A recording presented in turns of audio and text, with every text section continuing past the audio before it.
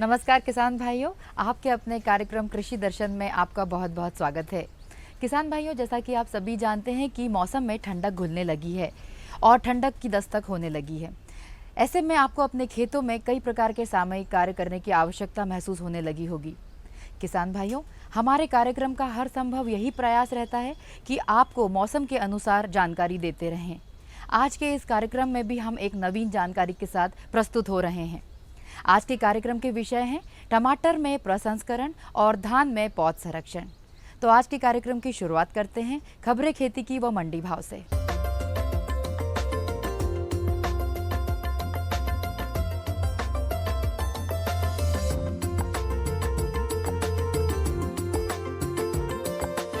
नमस्कार किसान भाइयों, खबरें खेती में आपका स्वागत है। आइए नजर डालते हैं आज की खास खबरों पर। दलहन उत्पादन 55 लाख टन होने का अनुमान। मोटे अनाज की खरीदी 26 अक्टूबर से। अदरक की खेती से भविष्य की तलाश। कपास उत्पादन बढ़ाने का तरीका और रबी में प्याज का रोपा। केंद्रीय कृषि मंत्रालय द्वारा 2015-2016 के लिए जारी किए गए पहले अग्रिम अनुमान के मुताबिक खरीफ सीजन के दौरान देश में दलहन का उत्पादन 55.60 लाख टन होने का अनुमान है। खरीफ सीजन के दौरान देश में तुअर उत्पादन 26.10 लाख टन होने का अनुमान है। सीजन के दौरान मक्का का उत्पादन 155.10 लाख टन होने की संभावना जताई गई है। अनुमान के मुताबिक देश में तिलहन का उत्पादन करीब 9% बढ़कर 200 लाख टन के करीब पहुंच सकता है। सोयाबीन खरीफ सीजन के लिए सबसे अहम तिलहन फसल है और इस साल इसके उत्पादन में करीब 12% की बढ़ोतरी का अनुमान जारी किया गया है। मध्य प्रदेश में खरीफ विपणन वर्ष 2015-16 में धान एवं मोटा अनाज की समर्थन मूल्य पर खरीदी की तिथि संभागवार तय की गई है। खरीदी के संबंध में जिला कलेक्टर्स को खाद्य एवं नागरिक आपूर्ति विभाग ने निर्देश जारी किए हैं। इंदौर, उज्जैन, भोपाल एवं नर्मदापुरम संभाग में मोटा अनाज की खरीदी 26 अक्टूबर से अगली 15 जनवरी 2016 तक की जाएगी। रीवा, शहडोल, सागर, जबलपुर, ग्वालियर और चंबल संभाग में मोटे अनाज की खरीदी 2 नवंबर से 25 जनवरी तक की जाएगी। मोटे अनाज में इन संभागों में ज्वार, मक्का और बाजरा की खरीदी होगी। इंदौर, उज्जैन, भोपाल, नर्मदापुरम, रीवा, शहडोल, सागर, जबलपुर, ग्वालियर और चंबल संभाग में समर्थन मूल्य पर धान का उपार्जन 2 नवंबर से 25 जनवरी तक चलेगा। आज के युवा आकाश में सपनीले भविष्य की तलाश करते हैं, ऊंची उड़ान भरने की सोच रखते हैं, लेकिन इन सब से थोड़े जुदा हैं धार जिले के ग्राम बिलोरा खुर्द के प्रगतिशील किसान श्री संजय पाटीदार, जो जमीन के नीचे अदरक की खेती में भविष्य तलाश रहे हैं। अदरक की फसल को दीमक, सफेद मच्छरों के आक्रमण से बचाना होता है, इसका विशेष ध्यान वो रखते हैं। 70 क्विंटल प्रति बीघा उत्पादन मिलने की आशा है। कपास उत्पादक किसान भाई वैज्ञानिक ढंग से फसल की देखरेख कर ज़्यादा उत्पादन ले सकते हैं। खेत में नमी होने पर उर्वरक डालें, इससे पहले पौधों के आसपास की घास हटा लें, तभी सही फायदा मिलेगा। साथ ही पौध संरक्षण का कार्य कपास फसल के लिए अत्यंत महत्वपूर्ण है। कपास फसल में इल्लियों के प्रकोप के आकलन के लिए फेरोमोन ट्रैप लगाया जाता है। 4-5 ट्रैप प्रति एकड़ लगा सकते हैं। कपास में मुख्य रूप से 3 प्रकार की इल्लियों का प्रकोप होता है, जिसमें चने की हरी इल्ली एवं तंबाकू की गुलाबी इल्ली शामिल है। फेरोमोन ट्रैप में तीनों इल्लियों को आकर्षित करने के लिए अलग अलग सेप्टा लगते हैं, जो नर को सुगंध से आकर्षित करते हैं तथा प्लास्टिक नली में गिर जाते हैं। इस प्रकार फसल में फेरोमोन ट्रैप से इल्लियों के प्रकोप का आकलन होता है। आकलन के आधार पर कीट वैज्ञानिकों द्वारा अनुशंसित कीटनाशक उचित मात्रा में अदल बदल कर डालें। इस बात का विशेष ध्यान रखें कि कोई भी 2 कीटनाशकों को आपस में मिलाकर ना डालें। प्याज के लिए हल्की दोमट मिट्टी और जल निकासी वाला खेत उपयुक्त होता है। चूंकि प्याज कंद वाली फसल है, इसलिए ज़मीन की पुख्ता तैयारी की जानी चाहिए। इसके लिए गोबर की खाद 20 से 25 टन प्रति हेक्टेयर डालना होती है। मिट्टी पलटने वाले हल से गहरी जुताई के बाद 2 से 3 बार बखरनी करें और पाटा चलाएं। इसके अलावा रबी फसल के लिए नर्सरी की तैयारी क्यारियां बनाकर मध्य अक्टूबर में की जाती है तथा मध्य नवंबर तक चलती है। क्यारियों की लंबाई 3 से 5 मीटर तथा चौड़ाई 60 से 70 सेंटीमीटर तथा 110 सेंटीमीटर ऊंची रखी जाती है। 1 हेक्टेयर में प्याज लगाने के लिए 500 वर्ग मीटर की नर्सरी पर्याप्त होती है। क्यारियों की मिट्टी अच्छी तरह से भुरभुरी करके उसमें गोबर की खाद डालें। 8 से 10 किलो बीज 1 हेक्टेयर क्षेत्र के लिए पर्याप्त होता है। तो किसान भाइयों, खबरें खेती में फिलहाल इतना ही और चलते चलते एक नज़र डालेंगे आज के मंडी भाव पर। साथ ही मुझे दीजिए आज्ञा। नमस्कार।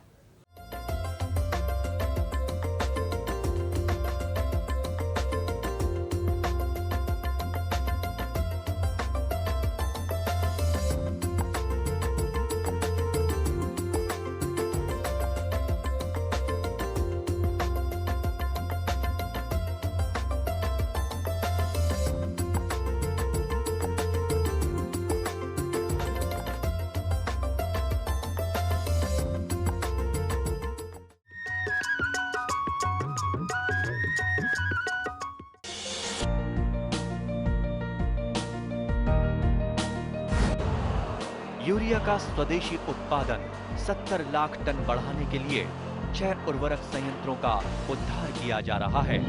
एफसीआईएल के गोरखपुर, सिंदरी, तलचर और रामागुंडम संयंत्र, एचएफसीएल की बरौनी इकाई और बीवीएफसीएल की नामरू फोर्थ। सोने पर सुहागा ये है कि देश में अब बनेगा सिर्फ नीम लेपित यूरिया, क्योंकि इससे होगा किसानों का फायदा ही फायदा।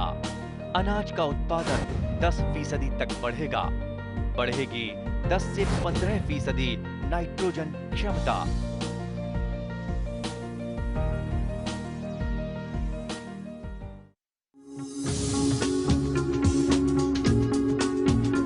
कश्मीर से केरल, अरुणाचल से गुजरात, कहानी जिंदगी की हो या खेती की हो बात, देश के हर रंग की बात राज्यों की। सोमवार से बुधवार शाम 5:20 पर। डीडी किसान, बदलते भारत की शान।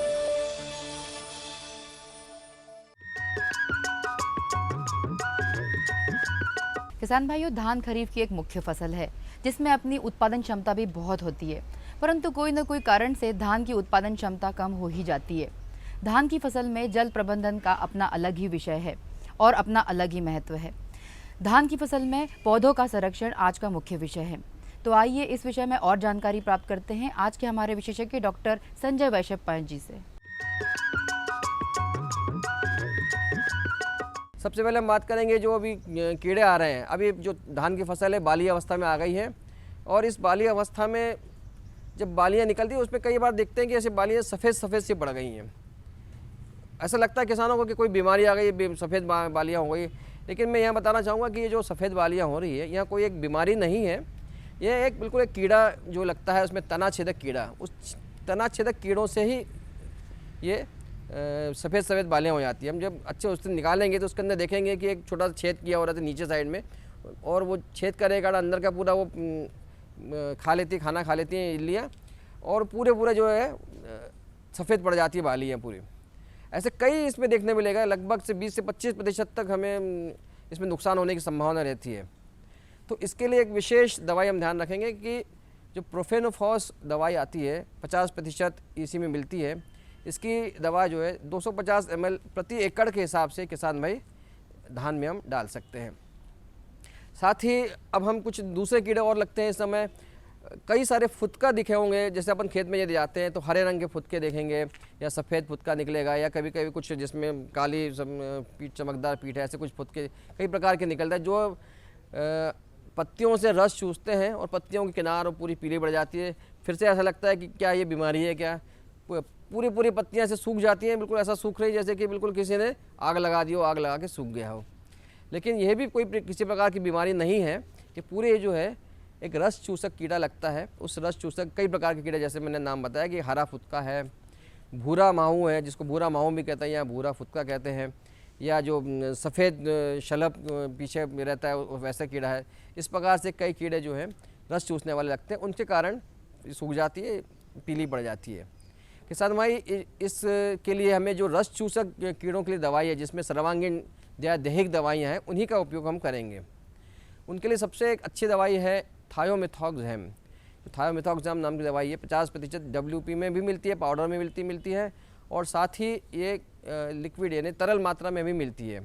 जो पाउडर है वो भी पानी में घुलने वाली रहती है, और जो तरल मात्रा में रहती है वो भी पानी में घुलने वाली रहती है। जो तरल दवाई है उसको हम लगभग 100 जो है मिलीलीटर 100 ml दवाई प्रति हेक्टेयर में हमारी उपयोग कर सकते हैं। बहुत कम लगती दवाई है। दवाई इसके मुश्किल से 6 ग्राम 5 ग्राम दवाई इसकी एक पंप में ज़रूरत पड़ती है। काफ़ी कम दवाई लगती है और लेकिन बहुत अच्छा असरकारक है। इसी प्रकार एक दवाई और है जिसमें रस चूसक कीड़ों के लिए काम में आती है, वो दवाई है इमिडाक्लोप्रिड। इमिडाक्लोप्रिड नाम की दवाई है। इससे भी हमें काफ़ी, इसका मात्र 100 ml दवाई जो है वो पूरे 1 हेक्टेयर दवाई इसके लिए काम आती है। तो इन दोनों प्रकार से जो दवाइयाँ बताई हमने, किसी भी एक दवाई का उपयोग हम इन रस चूसक कीटों के लिए कर सकते हैं किसान भाई। और हम एक ध्यान रखें, कभी कभी ऐसे देखा जाता है कि जो धान की फसल है, कभी हम वहाँ से निकलते हैं तो लाल लाल से धब्बे दिखाई देते हैं और ऐसा लगता है कि किसी ने पान की, जो जैसे खाते हैं पान के मुंह में लाके पिचक दिया हो, पिचकारी डाल दी हो पान के, तो उसमें बिल्कुल लाल लाल ऐसे धब्बे दिखाई देंगे। तो इन लाल धब्बे ऐसा लगता है कि ये भी क्या कीड़ा है या बीमारी है। तो इसमें भी हमें ये बताना चाहूँगा कि ये कीड़े से नहीं है, ये बीमारी से है। एक प्रकार की बीमारी जिसको ब्लास्ट जिसको कहते हैं। इसके लिए विशेष रूप एक ध्यान रखेंगे कि जो कार्बेंडाइजाइम दवा आती है उसका प्रयोग करेंगे, या फिर एक दवाई बहुत अच्छी एक दवाई है जिसका नाम है ट्राइसाइक्लोजोल। तो ये ट्राइसाइक्लोजोल इसकी दवाई का 120 ग्राम प्रति एकड़ के हिसाब से छिड़काव हम करेंगे। और साथ में एक देखा जाए, जब ये बालियाँ निकलती है, जब बालियों के नीचे साइड में एक बिल्कुल काले रंग का एक आपको दिखाई देगा रिंग बना हुआ, तो और उसमें से जब हो जाता है तो उसके बाद वो बालियाँ सूखने लगती हैं। तो यह भी एक प्रकार की बीमारी है जिसको नेक ब्लास्ट कहते हैं। धान का नेक ब्लास्ट, यानी गला में ब्लास्ट आता है। इसके लिए भी जो ट्राइसाइक्लोजोल दवाई है, इस दवाई का 120 ग्राम प्रति एकड़ के हिसाब से हम छिड़काव करेंगे। अब किसान भाई हम देखेंगे कि यदि कुछ जब धान पकने की अवस्था आती है तो उस समय भी बालियों पे असंख्य प्रकार के रस चूसक बालियों के ऊपर लगते हैं। अभी जब जिसकी पहले हमने बात की वो पत्तियों पे लगते थे, अब ये जो बालियाँ आती है बालियों पे लगभग समझ लो अक्टूबर माह में जब बिल्कुल पकने पे आती है, उस पकने के ठीक पहले एक गंधीबग नाम का कीड़ा लगता है। बाली पे जो वो रहते हैं, बाल रहते हैं, उनमें उसी से मिलता जुलता रहता है और दूर से देखने पे हमें बिल्कुल एक भी कीड़ा दिखाई देता नहीं है। लेकिन इतना नुकसान करता है ये कि पूरी जो बालियाँ हैं, वो बालियाँ को जो धान के जो बाल हैं वो हैं, धान है वो पूरे एकदम से भूरे रंग के हो जाते हैं और उत्पादन हमारा एकदम से गिर जाता है। तो ये भी ये रस चूसक कीड़ा है। और रस चूसक कीड़ों के लिए हमने जो अभी दवाई बताई थी आपको, थायोमेथोक्सैम और इमिडाक्लोप्रिड, इन दोनों दवाइयों का आवश्यक रूप से प्रयोग करेंगे। और यदि शुरुआत में अभी की अवस्था में यदि कोई इल्लियाँ दिखाई दे रही हैं तो मैंने जैसे एक दवाई बताई थी प्रोफेनोफॉस, उसका उपयोग करेंगे 250 ml प्रति एकड़ के हिसाब से। या फिर कार्टेप हाइड्रोक्लोराइड नाम की एक दवाई है जो बाज़ार में विभिन्न नामों से मिलती है, यह भी एक दानेदार दवाई है या पाउडर रूप में मिलती है। तो 120 ग्राम इसकी भी दवाई की प्रति एकड़ इस दवाई का उपयोग करेंगे। दोनों दवाइयों से काफ़ी अच्छी दवाइयाँ हैं। साथ में और एक नई दवाई और आती है क्लोरेंट्रानिलिप्रोल, थोड़ा कठिन नाम है ये भी ध्यान रखिए। क्लोरेंट्रानिलिप्रोल एक इसमें रासायनिक तत्व है, इसकी भी मात्रा इसको भी हम छिड़काव कर सकते हैं। ये जितनी प्रकार की इल्लियाँ या तना छेदक आ रहे हैं उनके नियंत्रण करने के लिए। तो किसान भाई आज हम धान में यहीं पर बात समाप्त करते हैं। धन्यवाद।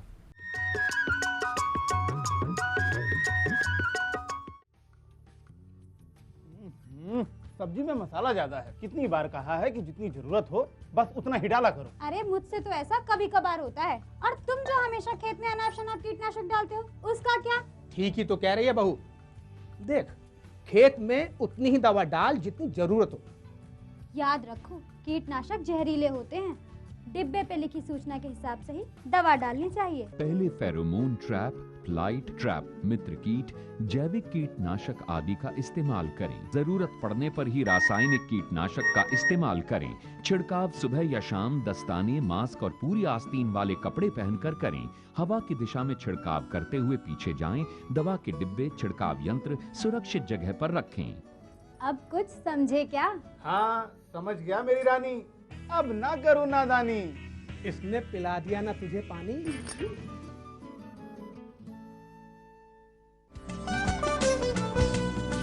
कौन कौन सी हैं सरकारी योजनाएं?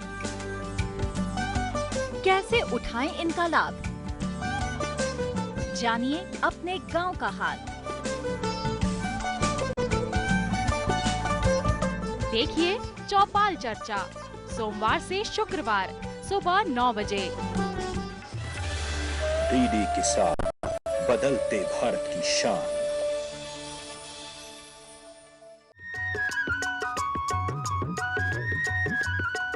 किसान भाइयों, टमाटर को हम सब्जी व सलाद दोनों के रूप में उपयोग करते हैं।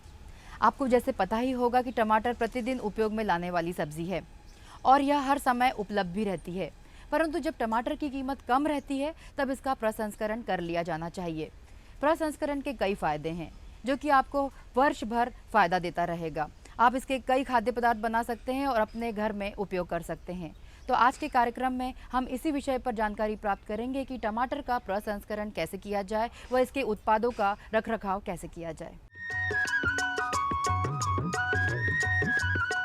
किसान भाइयों, टमाटर एक बहुउद्देशीय सब्जी है जिसका उपयोग प्रायः हर घर में किया जाता है। सब्जियों के लिए उगाई जाने वाली प्रमुख फसलों में टमाटर एक लोकप्रिय सब्जी है। टमाटर स्वास्थ्यवर्धक है तथा इसकी खेती गर्मी व रबी के मौसम में की जाती है। टमाटर पौष्टिक तत्वों से भरपूर है तथा इसमें विटामिन, खनिज तत्व और कार्बनिक अम्ल प्रचुर मात्रा में होते हैं। यदि टमाटर का रासायनिक विश्लेषण किया जाए तो इसके प्रति 100 ग्राम फल में 93.1 ग्राम नमी, 45.8 मिलीग्राम सोडियम, 1.9 ग्राम प्रोटीन और 20 से 25 मिलीग्राम लाइकोपिन पाया जाता है। कच्चे और पके दोनों ही रूपों में टमाटर का उपयोग किया जाता है। टमाटर में पोषक तत्वों की अधिकता के कारण 100 ग्राम टमाटर से हमारे शरीर को 20 कैलोरी ऊर्जा मिलती है। किसान भाइयों, वैसे तो टमाटर के पकने के बाद इसका उपयोग सलाद और सब्जी के रूप में किया जाता है, लेकिन आजकल टमाटर के फलों से बनाए गए परिरक्षित पदार्थों का उपयोग प्रचुर मात्रा में हो रहा है। इस प्रकार टमाटर के परिरक्षित पदार्थों से वर्ष भर टमाटर का स्वाद लिया जा सकता है। टमाटर से चटनी, आचार, सॉस, केचप, प्यूरी आदि परिरक्षित पदार्थ तैयार कर साल भर आप इनका उपयोग कर भोजन को स्वादिष्ट बना सकते हैं। यदि कृषक महिलाएं इस टमाटर का प्रसंस्करण करके टमाटर केचप, सॉस, इससे अचार और सूप और दूसरे यदि उत्पाद बनाते हैं तो घरेलू इस्तेमाल के साथ साथ ये बाजार में बेच करके एक लाभ भी कमा सकते हैं। टमाटर के परिरक्षित पदार्थ बनाने के लिए हमेशा ताजे और लाल रंग के पके हुए टमाटरों का ही चयन करना चाहिए। टमाटर के हरे भाग को काटकर अलग कर देना चाहिए। टमाटर में मौजूद टैनिन लोहे के संपर्क में आकर फेरिक टेनेट नामक रसायन बनाता है, जिससे पदार्थ काला पड़ जाता है। इसलिए पदार्थ बनाते समय लोहे के बर्तन और चम्मच का उपयोग नहीं करना चाहिए। तो चलिए किसान भाइयों, अब आपको बताते हैं टमाटर केचप बनाने की विधि। सबसे पहले आप केचप बनाने के लिए उपयोग में आने वाली आवश्यक सामग्री लिख लें। केचप बनाने के लिए टमाटर 10 किलोग्राम, शक्कर 500 ग्राम, नमक 120 ग्राम, प्याज 150 ग्राम, लहसुन 20 ग्राम, लाल मिर्च 10 ग्राम, काली मिर्च 2 ग्राम, लौंग 3 ग्राम, बड़ी इलायची 2 ग्राम, सिरका 500 मिलीलीटर और सोडियम बेंजोएट 1 ग्राम की आवश्यकता होती है। सबसे पहले पके लाल टमाटरों को साफ पानी से धो लें। सबसे पहले हम लाल टमाटर का चयन करते हैं जिसमें दागी, हरा और दागी और सड़ा, ये टमाटर को अलग करके उसको एक पतले कपड़े में पोटली बना करके उसको गर्म पानी से उपचारित करते हैं, जिससे उसका गूदा पक जाता है। और गूदे को मच्छरदानी के छोटे से टुकड़े को पतीले या भगोने के मुंह पर रख करके और गद्दी की सहायता से, हाथ की सहायता से दबा करके गूदा निकाल लिया जाता है। अब इस छने हुए रस को धीमी आंच पर पकाइए। प्याज, लहसुन उबलते हुए रस में डाल दें। मिर्च, जीरा, काली मिर्च, बड़ी इलायची सभी मसालों को पीसकर एक कपड़े में बांधकर उबलते हुए रस में डाल दें। रस को तब तक उबालें जब तक इसकी 1/3 मात्रा शेष न रह जाए। अब इस बचे हुए 1/3 भाग में शक्कर, सिरका और नमक डालकर अच्छी तरह से मिला लें। कपड़े में बंधे मसाले को निचोड़कर 10 मिनट तक मिश्रण को पकने दें। इस पके हुए मिश्रण में से थोड़ा सा रस निकालकर इसमें सोडियम बेंजोएट डालकर मिला लें। फिर इसे पूरे पदार्थ में मिला दें। अब इस पदार्थ को पहले से गर्म पानी से साफ की गई बोतलों में भर दें और पदार्थ से भरी बोतलों को गर्म पानी में रखकर 10 से 15 मिनट तक उबाल लें। लीजिए, आपका टमाटर केचप तैयार है। टमाटर में लौंग डालने से पहले फूल वाला हिस्सा हटा देना चाहिए, अन्यथा तैयार किया हुआ पदार्थ काला पड़ जाएगा। शक्कर, सिरका और नमक सबके बाद में डालना चाहिए। जब परिरक्षित पदार्थ बनाना हो तब उसी समय टमाटर का रस निकालना चाहिए। अधिक समय तक निकाला हुआ रस रखने से खराब हो जाता है। किसान भाइयों, इस तरह टमाटर के प्रसंस्करण से व्यावसायिक स्तर पर केचप, सॉस आदि पदार्थ बनाकर अधिक आय प्राप्त की जा सकती है। टमाटर जब सस्ता हो तो इसके परिरक्षित पदार्थ बनाकर मूल्य संवर्धन कर अच्छा मुनाफा कमाया जा सकता है।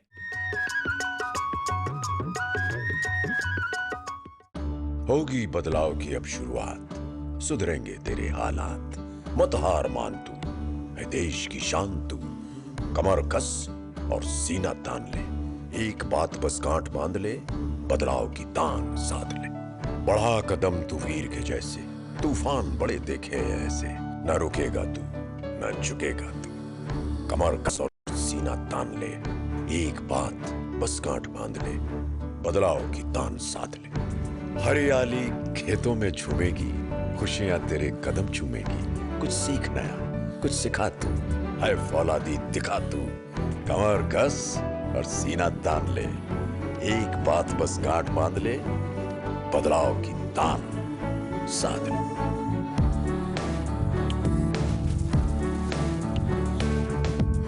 दूरदर्शन किसान, छेड़ो बातें बदलाव की। पशु नहीं अभिमान है, किसान भाई की शान है।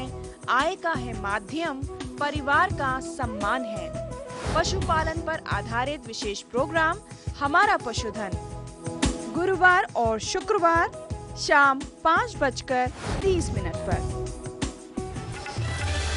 डीडी किसान, बदलते भारत की शान। मुद्दा 1। खरीफ की फसल का मतलब ही यह है कि भाई जो मानसून की बारिश होगी उसी पे ये फसल जो है आगे चलेगी। राय अनेक। फसलों का और प्रजातियों का चुनाव सही से करें। विषय विशेष पर होगी जमकर बात।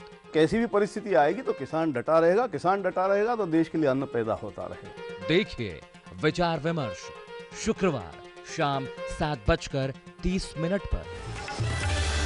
डीडी किसान, बदलते भारत की शान।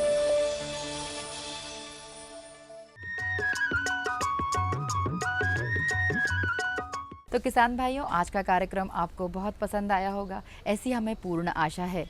किसान भाइयों, यदि आपके कोई सुझाव हैं या आप हमसे पत्राचार करना चाहते हैं तो हमारा पता नोट कर लीजिए।